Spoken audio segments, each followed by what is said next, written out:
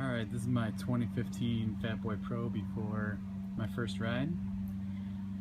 I heard there was some issues with the rear hub mechanism failing, so I'm going to see how it sounds before when it's brand new and monitor it over time, and maybe try to detect what kind of sounds it makes as it starts to fail, if it ever does. So yeah, here's the sound of the rear hub before I take it out on my first ride.